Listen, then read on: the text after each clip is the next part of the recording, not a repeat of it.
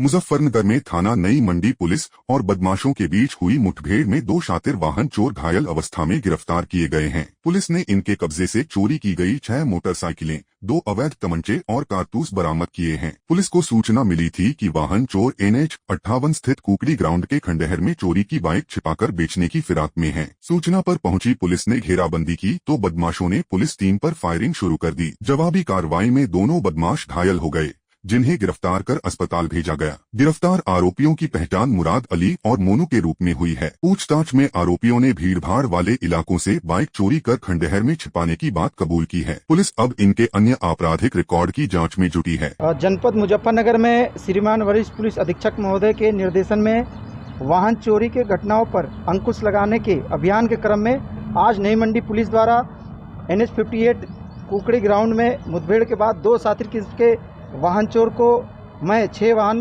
के गिरफ्तार किया गया है। मुखबिर के आज चेकिंग अभियान के तहत मुखबिर द्वारा नई मंडी पुलिस को सूचना दिया गया था कि 2 शातिर किस्म के वाहन चोर आज कई वाहनों को NH 58 के किनारे स्थित कुकड़ी ग्राउंड के खंडहर में इकट्ठा किए हैं और आज बेचने के इरादे से वहां अपने ग्राहकों का इंतजार कर रहे हैं। इस सूचना पर तत्काल नई मंडी पुलिस की टीम उन बदमाशों को बताए गए स्थान पर घेराबंदी शुरू कर दी। बदमाश पुलिस से घिरता देख एकाएक जान से मारने के नियत से अपने अवैध असले से फायरिंग करने लगे। पुलिस टीम ने जब आत्मरक्षा के प्रयास में जब जवाबी कार्रवाई की, उसमें 2 बदमाशों के पैर में गोली लगी। बदमाशों से पूछताछ पे उन्होंने अपना नाम मोनू कुमार बताया, जो मिर्जा टीला थाना सिखेड़ा का रहना बताया। दूसरा बदमाश अपना नाम मुराद अली, जो कि थाना क्षेत्र लक्सर जनपद प्रदेश उत्तराखंड का रहने वाला बताया। इनसे पूछताछ पे इन्होंने बताया कि ये बिजनौर, मेरठ और मुजफ्फरनगर के विभिन्न भीड़भाड़ वाले स्थानों पे दोनों मिलकर चोरी की घटनाएं करते हैं तथा इन वाहनों को इधर उधर छिपा देते हैं। आज इन्हीं सभी पूर्व के चोरी किए गए वाहनों को इकट्ठा करके बेचने के इरादे से यहाँ पर आए थे। इसे नई मंडी पुलिस ने ट्रैक करते हुए इनको मुठभेड़ के बाद अरेस्ट किया। इनके पोजीशन से 6 अदद मोटरसाइकिल और 2 315 बोर के तमंचे, खोखा जिंदा कारतूस। इनके पास सबसे अहम बात 3 मास्टर की मिला, जिससे ये वाहन चोरी की घटनाओं को अंजाम देते हैं। इन अभियुक्तों से पूछताछ के बाद इनको मेडिकल परीक्षण के लिए इलाज के लिए जिला अस्पताल भेज दिया गया। मौके पर फील्ड की टीम मौजूद है, घटनास्थल की इंस्पेक्शन कर रही है।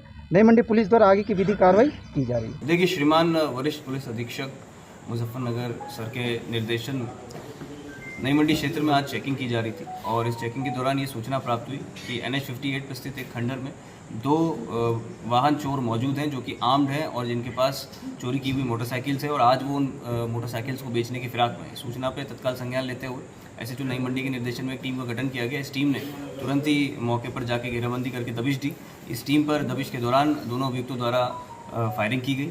जवाबी कार्रवाई में पुलिस एक्शन में इस टीम ने दोनों अभियुक्तों को मुठभेड़ में गिरफ्तार किया। दोनों के कब्जे से 6 चुराई हुई मोटरसाइकिल मिली, जिसमें से एक मोटरसाइकिल जो है वो बुलेट मोटरसाइकिल 226/26 में थाना नई मंडी क्षेत्र से ही 236/26 में थाना नई मंडी क्षेत्र से ही चुराई हुई थी, वो भी बरामद की गई। दोनों के कब्जे से अवैध असले और कारतूस भी बरामद किए गए।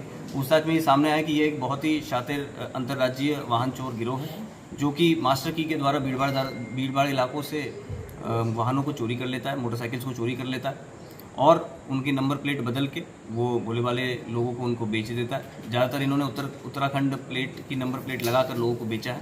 इनके कब्जे से अभी 6 वाहन बरामद कर लिए गए। आगे की इसमें पूछताछ जारी है। दोनों का मेडिकल करवा दिया गया और इसमें संपूर्ण मामले में एक और अभियोग 239/26 थाना नई मंडी पर पंजीकृत कर लिया गया।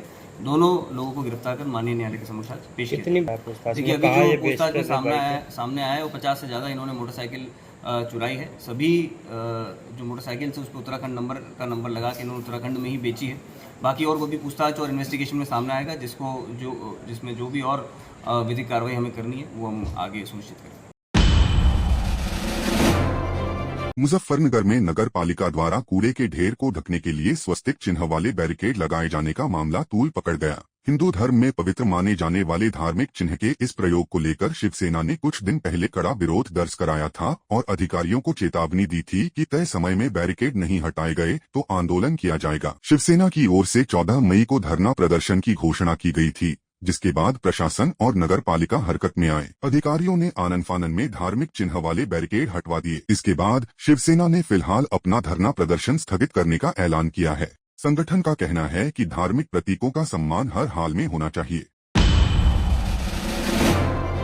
भारत में चीनी निर्यात पर रोक लगाए जाने के बाद मुजफ्फरनगर समेत पश्चिमी उत्तर प्रदेश के बाजारों में चीनी की कीमतों को लेकर हलचल तेज हो गई है। फिलहाल बाजार में चीनी के दाम सामान्य बने हुए हैं, लेकिन व्यापारियों और आम लोगों का मानना है कि आने वाले 15 से 20 दिनों में कीमतों में तेजी देखने को मिल सकती है। मंसूरपुर क्षेत्र में चीनी का भाव करीब 4,200 रुपए प्रति क्विंटल बताया जा रहा है, जबकि मोरना और आसपास के इलाकों में इसका रेट 3,500 से 4,000 रुपए प्रति क्विंटल तक चल रहा है। स्थानीय व्यापारियों का कहना है कि क्षेत्र से चीनी का निर्यात बहुत कम होता है, इसलिए फिलहाल असर सीमित दिखाई दे रहा है, लेकिन सप्लाई और बाजार की स्थिति को देखते हुए दाम बढ़ने की पूरी संभावना है। आम नागरिकों ने चिंता जताई है कि पहले से ही खाद्य तेल और अन्य जरूरी सामान महंगे हो चुके हैं। ऐसे में चीनी के दाम बढ़ने से आम आदमी की रसोई पर और बोझ पड़ेगा। खासकर दैनिक मजदूरी करने वाले परिवारों के लिए बढ़ती महंगाई बड़ी परेशानी बन सकती है। नवनीत कौशिक, देखो मैं आपको बताऊं, चीनी के जो फिलहाल भाव चल रहे हैं फिलहाल नॉर्मल हैं,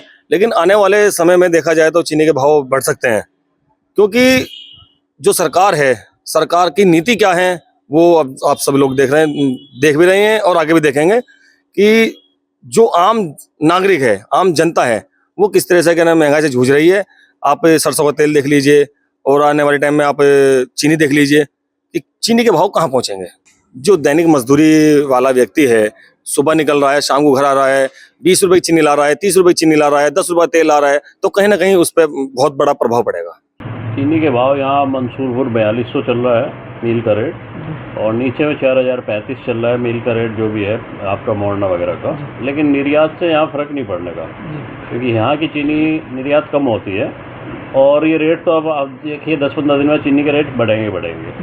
पहले से 50-60 रुपये का तो तेज आ गया, लेकिन अभी रेट रुके हुए हैं और 15-20 दिन बाद चीनी के रेट बढ़ेंगे। देखो महंगाई तो बढ़ेगी, हर चीज़ में बढ़ेगी।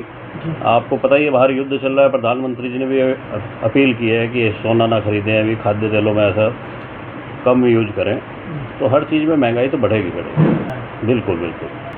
निर्यात से हमारे यहाँ देखो, हमारे यहाँ की चीनी निर्यात होती नहीं, थोड़ी बहुत होती है, उससे कोई फ़र्क नहीं पड़ता। रोक लगा दी, लेकिन उससे कोई फ़र्क नहीं पड़ेगा। 15-20 दिन बाद चीनी के रेट बढ़ेंगे। लखनऊ में सपा प्रमुख अखिलेश यादव के भाई और अपर्णा यादव के पति प्रतीक यादव के अंतिम दर्शन के लिए लोगों का जनसैलाब उमड़ पड़ा है। राजधानी स्थित आवास पर बड़ी संख्या में समर्थक, रिश्तेदार और आम लोग पहुंच रहे हैं। भारी भीड़ को देखते हुए पुलिस प्रशासन ने सुरक्षा के कड़े इंतजाम किए हैं। आवास के बाहर बैरिकेडिंग लगाई गई है, जबकि पीएसी फोर्स भी तैनात की गई है। पूरे इलाके में सुरक्षा व्यवस्था को लेकर पुलिस लगातार निगरानी बनाए हुए है। प्रतीक यादव के निधन से राजनीतिक और सामाजिक जगत में शोक की लहर है।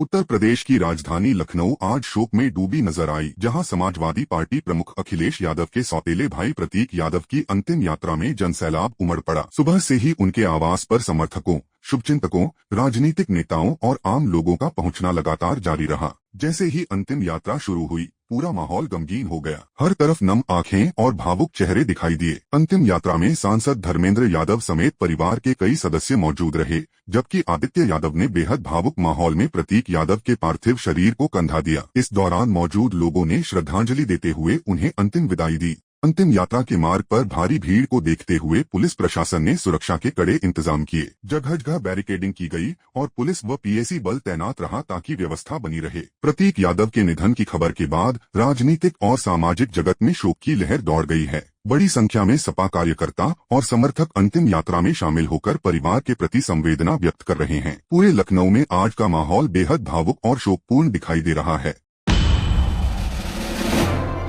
महाराष्ट्र के पुणे से इस वक्त की बड़ी खबर सामने आ रही है, जहां Usha Kiran super speciality hospital के पास बम जैसी संदिग्ध वस्तु मिलने से पूरे इलाके में अफरा-तफरी मच गई। सूचना मिलते ही पुलिस और सुरक्षा एजेंसियां अलर्ट मोड पर आ गईं और इलाके को चारों तरफ से घेरकर आवाजाही रोक दी गई। मौके पर बम डिटेक्शन एंड डिस्पोजल स्क्वाड और डॉग स्क्वाड की टीमों को बुलाया गया, जिन्होंने संदिग्ध वस्तु की जांच शुरू की। मामले की गंभीरता को देखते हुए एडिशनल सीपी मनोज पाटिल और पुणे पुलिस कमिश्नर अमितेश कुमार भी घटनास्थल पर पहुंचे और सुरक्षा व्यवस्था का जायजा लिया। पुलिस आसपास लगे सीसीटीवी कैमरों की फुटेज भी खंगाल रही है और हर एंगल से जांच की जा रही है। फिलहाल सुरक्षा एजेंसियां सतर्क हैं और लोगों से अफवाहों पर ध्यान न देने की अपील की गई है।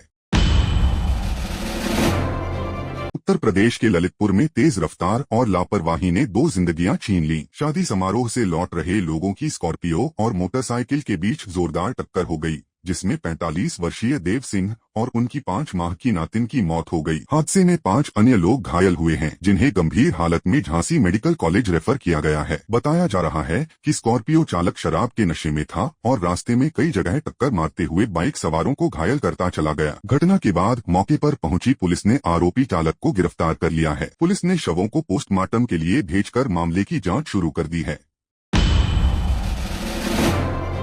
प्रधानमंत्री नरेंद्र मोदी की ईंधन बचत और सार्वजनिक परिवहन अपनाने की अपील का असर अब जनप्रतिनिधियों में भी दिखाई देने लगा है। मध्य प्रदेश के खंडवा सांसद ज्ञानेश्वर पाटिल गुरुवार सुबह बुरहानपुर रेलवे स्टेशन से महानगरी एक्सप्रेस के जरिए खंडवा रवाना हुए। खास बात यह रही कि सांसद ने निजी वाहन के बजाय रेल यात्रा को प्राथमिकता दी। वह अपने गाँव बोहरडा से ईवी कार के माध्यम से स्टेशन पहुँचे और फिर ट्रेन से सफर किया। सांसद ज्ञानेश्वर पाटिल ने कहा कि ऊर्जा संरक्षण और पर्यावरण सुरक्षा आज समय की सबसे बड़ी जरूरत है और हर नागरिक को सार्वजनिक परिवहन अपनाने की दिशा में कदम बढ़ाना चाहिए।